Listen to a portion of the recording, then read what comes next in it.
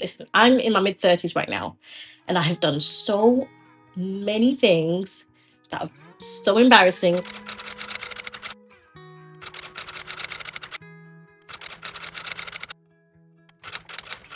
So for the life of me, I cannot understand how somebody can make a video about how not to be a perfectionist in a perfectionist sort of way.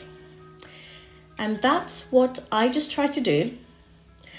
I am going through a moment of extreme cringe and embarrassment because I made a whole video about how not to be a perfectionist. I played it back over a 2-day period hundreds of times, and I feel like what I just did is tell you how I've tried to recover from being a perfectionist, or how I have tried to suppress those tendencies. I want to show you what that process looks like. I'm so embarrassed by it, but I'm just going to show you. I've often felt trapped in so many ways throughout my life. The battle with perfectionism being one of the key factors to that. And now that I really think about it, as someone who's very competitive, it's a battle that I've rarely claimed a victory in. So you'll notice a couple of things from that snippet that I just showed you. I'm really trying hard to imitate perfectionism, or what I think is perfect work. I've been watching a lot of Life of Riza lately. I just really admire her workmanship. I really admire her artistry, her filmmaking skills. You know, her B-roll is just to die for. I don't know if I could ever get there, but I've really been wanting to, because I like watching content like that. I tried to recreate it. So one of the things that Life of Riza does that I'm just in love with is her voice. More often than not, I took things for what they were. So busy just trying to survive, I guess. But when you take away all of life's distractions, you're left faced with a question we avidly avoid. Her voice is unique. She speaks in a very softly spoken manner, which kind of romanticizes those videos a lot. And I just gotta be honest with myself. My voice is not like that, okay? I am a belter.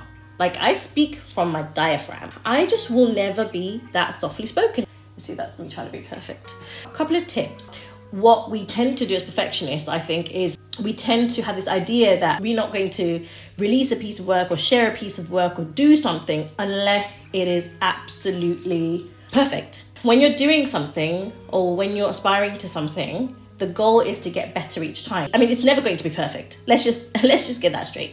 It's never going to be perfect, but what it is going to be is it's going to get better at each stage. One of the things that's really been helping me with perfectionism is coming to terms with the idea that I need to just put things out there in the world and not really worry about what people are going to think. Because it is a lot to do with what you think as an individual, as the person who's putting out the content, barring anyone else's views.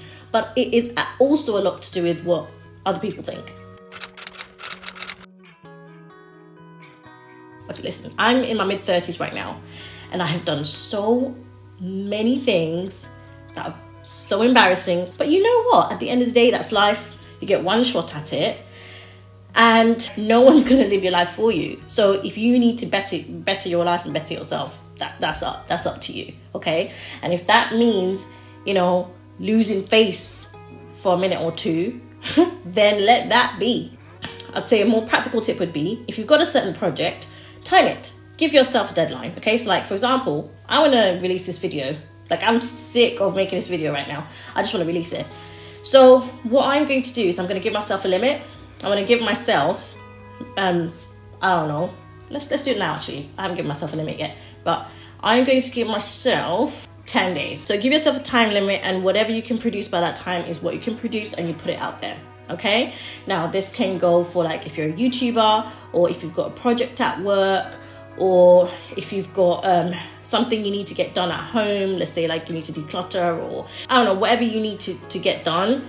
You give yourself a time limit and you make sure you deliver by that date, no matter how the work looks. Okay?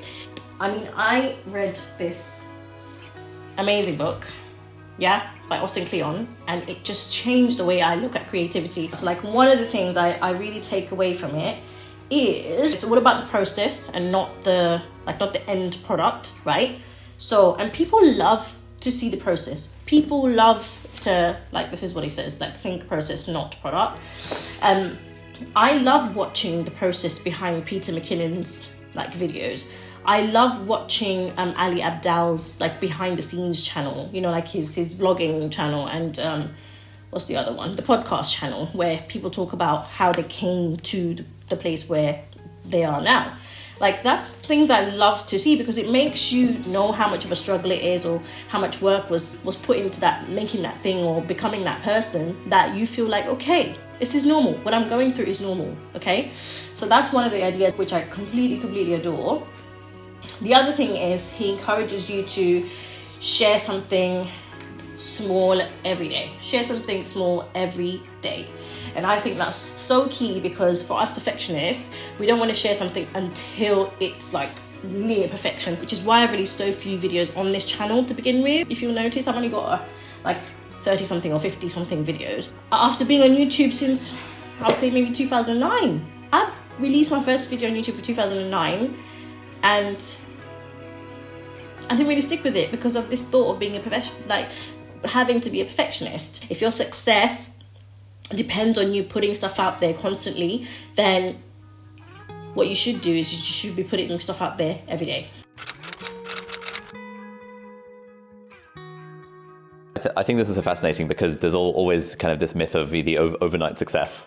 And when you see, you know, I love looking at channels that are huge now and looking at their older videos and saying, oh, wow, you know, like how Mark has started and how you started, and all these like people who are absolutely enormous. And it's hard to imagine that you could be doing this thing for 5 years before any real traction and starting to take it seriously. Yeah. And it's also tough to see what exactly led up to that moment. So before I posted that hologram video, even though in my head I'm like, well, what was I prattling around at with those 300 videos before that? Why did I need to make those? I should have just made this from the start. Yeah. I needed to make every one of those videos to learn the things I needed to know to make the hologram video. Also, I think being in my mid-30s and having been through so much and having not achieved the things that I really want to be able to achieve at this point just makes me think that F it. You know, I want, like, if you want it, you're just going to go for it. You're not going to care about your own ideas of perfection. You just need to go for it. At a certain point, even if this video doesn't do it for you, your life experiences will do it for you. And you will realize that there is really nothing to lose.